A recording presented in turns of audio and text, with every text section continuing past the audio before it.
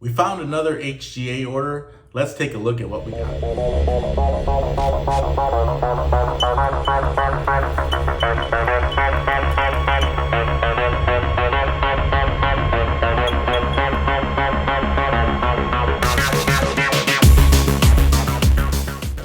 Good morning, everyone, and welcome back to my sports card channel. We happened to find another HGA order. My brother was holding out on me. He sent I believe it was a 9-card order. We'll get into it and we'll take a look at some of the grades. So before we get into that though, I wanted to talk about comment. Again, thanks everyone for commenting and giving me feedback on my topics, my video topics, and some of the results of either my sales or the grades that I've gotten back from, either PSA or HGA. So one of the comments I wanted to get into, I'll read it verbatim here. It says, "Man, people like you that are so desperate to make a quick buck are the ones messing up the hobby. No point of selling to lose money. You had nice cards and should give your product more value than what you sold them for." And so I thought about that because in another video I did with SGC, I talked about how SGC cards are really good value right now. If you could find some SGC 10s for less than half of the PSA 10 price for good players, I think those are good plays. And so I actually believe the same with HGA. And so when I read this comment, I thought the same thing. I said, first of all, I did sell my cards for too low of a dollar amount. I guess I didn't value the cards enough. And what I should have done is put them as buy it nows and maybe accept some offers. But if I didn't get the offer that I was looking for, then just hold. And that's ideally what I would have done. Now, everybody's got a different circumstance. Some people just need to get some cash. They need to liquidate some of the cards. And that was the case with me. I definitely needed to liquidate some of the cards just to get some cash for various reasons, right? Either I want to do something else with that cash, maybe buy more cards on eBay, or in the case of this weekend, we have an upcoming card show here in the Bay Area. So trying to get some cash for that reason as well. So that's the reasons why I would sell, and maybe even sell at a loss or below what I consider market value, or maybe not even value the card as high as I should. And I'll honestly say I was a little bit disappointed with some of the sales prices. We actually sold, and this was not in the video, a Freddie Freeman Bowman Chrome Auto Rookie 2011 Bowman Chrome Auto HGA 9 for only $200 on eBay. So that was disappointing. We auctioned that off as well, hoping to get more. And another comment I got was that you really shouldn't auction off your graded cards. And I think probably even more so HGA, or if you have SGC, it might not be a good idea to auction those off as well, because they are going for significantly lower than PSA values. And at that point, with the market the way it is, the market is down, on top of the fact that these grading card companies don't have the reputation that PSA has. Probably not a good idea to let the market decide at this particular moment. I think if the market were hot, we were in February and we're auctioning off HGA or SGC, it might be a better time, because people just want the play, looking for Zion, or they're looking for Jason Tatum or whoever, and maybe they think they can get a deal in a HGA slab or SGC.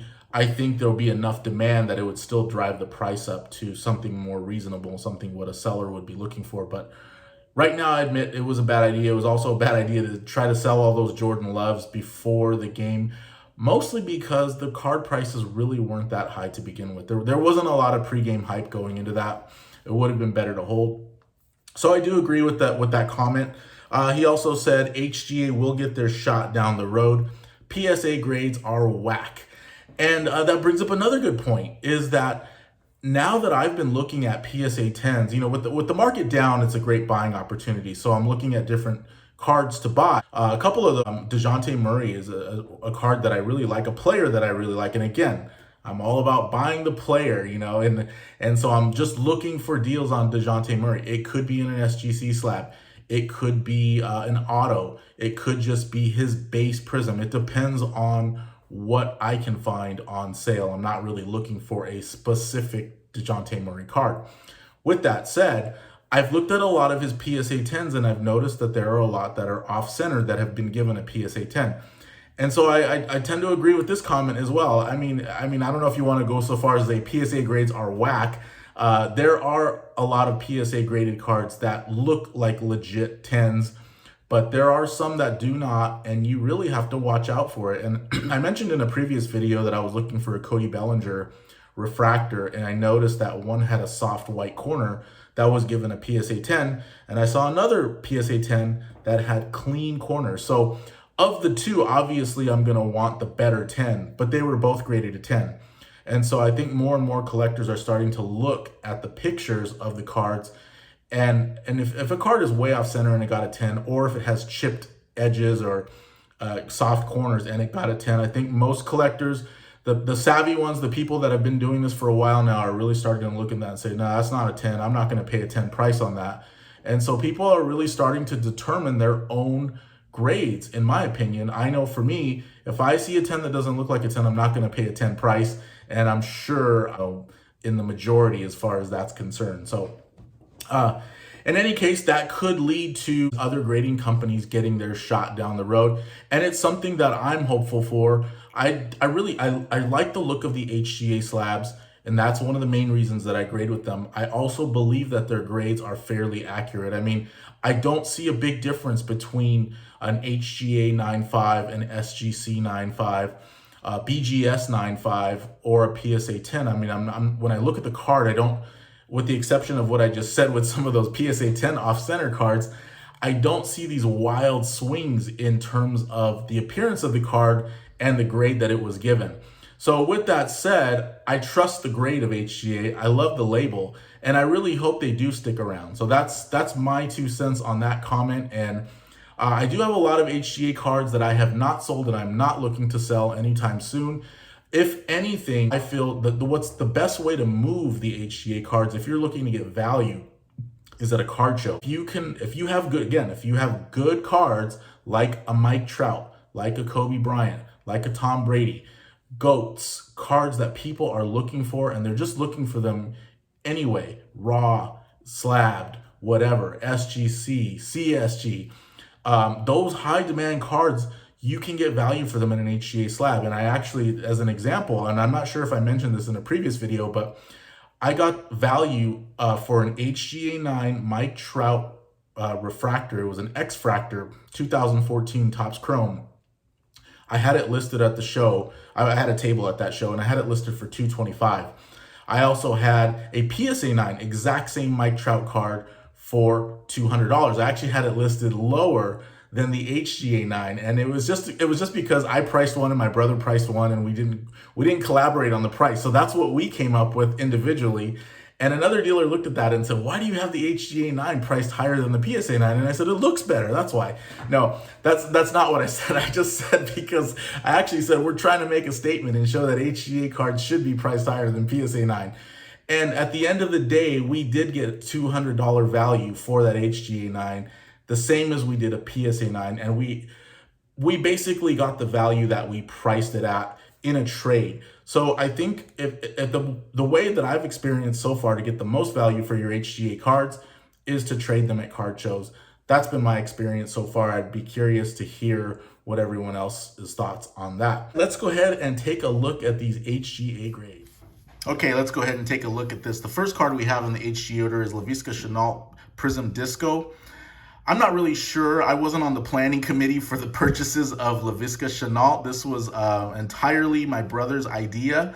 And so far, not that great of a pick. I looked up his stats, and he has 380 yards, 358 yards on the year, 0 touchdowns. But according to Derek, it's not his fault. It's the coach's fault. So I'll buy that. The Jaguars have not had a great year this year, and unfortunately for Shenault, he has suffered the consequences. But let's see what we got on this card. This is a nice card, and it got an HGA 9.5, so it got a great score, 395s and a 9.0 on the surface. I tried looking up comps on this card, and again, with Laviska Shenault's incredible stats of 358 yards, 0 TDs, I actually couldn't find any graded cards in a Prism Disco. I did see a couple of other Prism cards, a blue ice and a red ice, PSA 10 sell for about $30 to $40. So I would say right now we probably paid about $5 for the card and $25 to get graded. I would say, if anything, I would just consider this break even and move on and hope for better days for Chenault.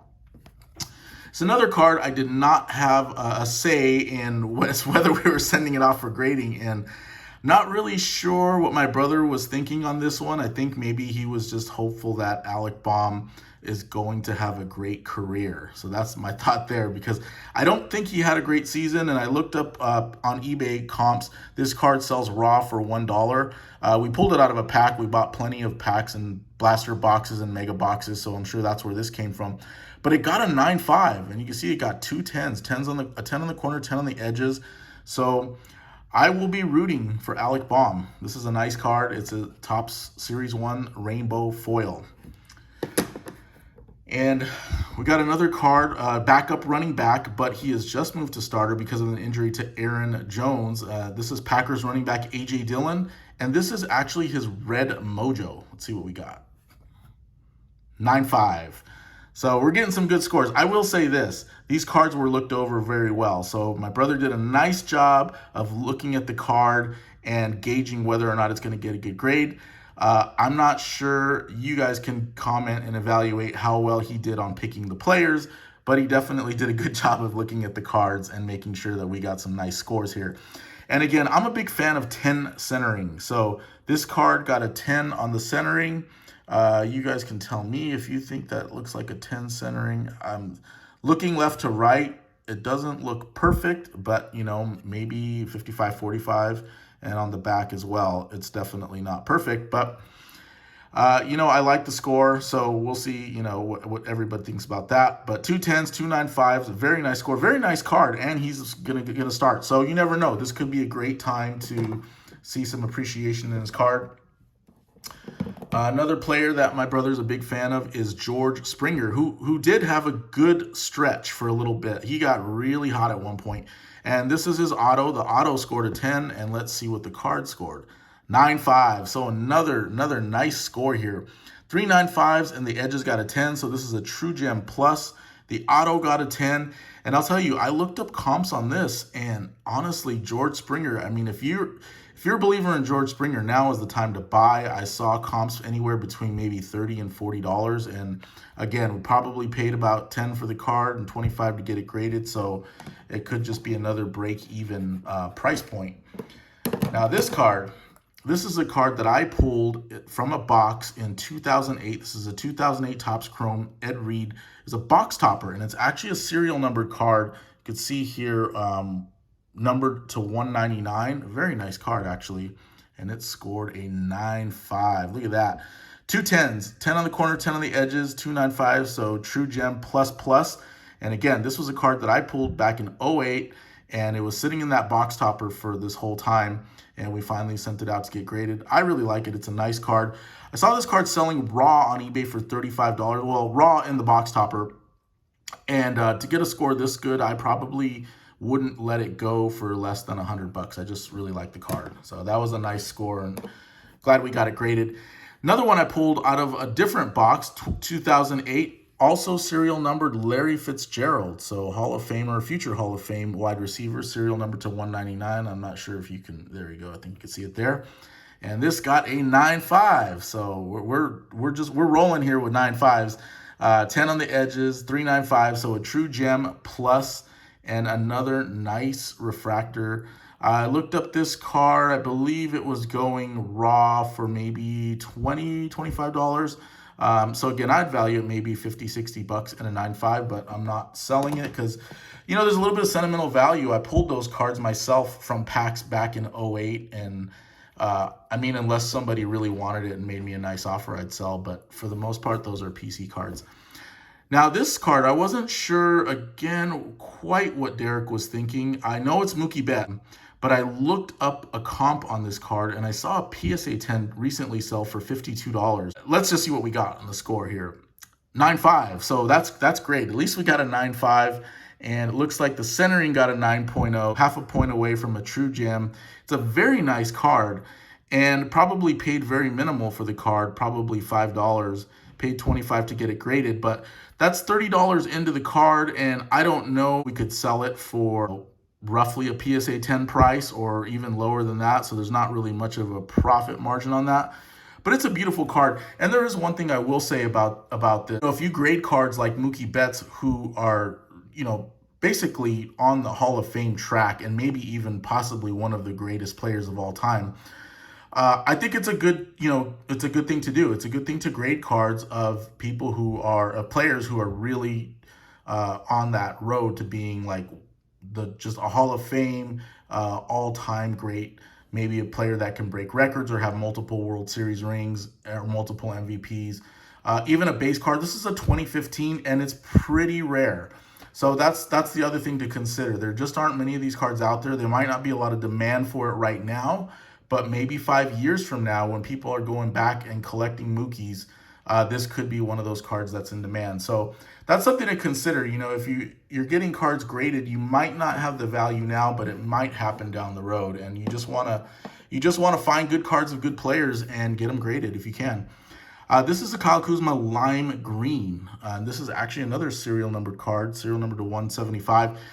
I like Kyle Kuzma. Let's just see what we got here. We got another 9.5, a 10 on the surface. Wow, this is a really nice card. Anyway, he's playing very well for the Wizards this year, in my opinion. He's still not putting up numbers maybe that people were expecting out of him, but I definitely don't think that his career is done just yet. At the low price points, he might not be a bad buy. It's just something to consider. But if you're set on, he really sucks, then, I'm not going to change your mind on that because he does have bad games as well. And then finally, we have this Shai Gilgeous-Alexander, this SGA Optic Shock. Let's see what we got. Bam, another 9.5. And so close to a true gem. We got a 9.0 on the edges, otherwise 3 9.5s. Bought this off of a friend of ours right here locally in the Bay Area. And I believe we paid $20 for the card, and then obviously $25 to get it graded. And I would say I saw a PSA 10 sell for $90, so maybe this card would be valued at $65. That's just my rough estimate. So most of these cards, I would say that Kuzma as well, maybe might be valued at about $60. Most of these cards were not high value cards, as you can tell. They were actually just very nice cards. The cost of grading was very minimal if you think about it, at $25 per card. That by today's standards, that's a minimal cost of grading. They just look nice in HGA slabs. So this isn't an order that I think was even intended to be a big hitter as far as like big profit margins and stuff. I think it was just more like, these were nice cards, let's see what they get. And as you can see, the entire order came back 9.5. So we didn't hit that elusive HGA 10, which I was really hoping for with some of these cards that we looked over a little bit more closely. But we do have a couple more orders out. Those probably won't get back for a while. But anyway, this order that kind of slipped through the cracks came in, and I'm glad we could do a video on it. Thanks again for watching. Thanks again for subscribing. And please hit that like button if you like the content. And I will see you again on the next one.